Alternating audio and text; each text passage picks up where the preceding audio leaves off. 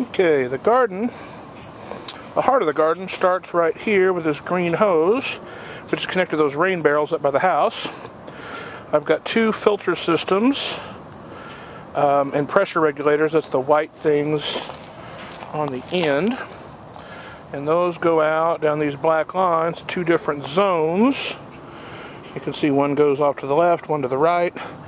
And this is my basis for my drip system for the entire garden. Well, most of the garden anyway. On the right, sun's shining right now, so you can see just how bright that silver reflective mulch film is. All of these tomatoes are in concrete and mire cages, staked with T-stakes, and each plant, if you look closely, has a drip emitter at the base. Some have the long tube that comes out from the main line. Others have a direct drip emitter to them. They all get 1 gallon per hour. As we move to the left, you can see there's my asparagus all ferned out. Really beautiful. Had a pretty good harvest from it this year. I don't recommend planting it in raised beds though. This is our elephant garlic. We picked the first two, dug them. They're very deep.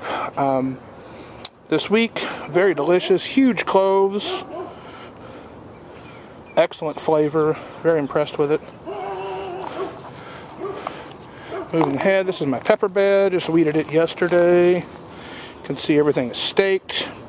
Now with this bed, instead of doing individual emitters, I use drip line tubing. If you look closely, it's dry now. I watered yesterday. There's a line that goes all the way down from here all the way down to the main line way at the end. And there's emitters spaced, I believe, every 9 inches or 6 inches. I'm not sure which this line is. There's 3 rows of them. Need to get these tied up. Over to the right. Got this area had chives and some other cole crops in it, but I've replaced them with some zucchini.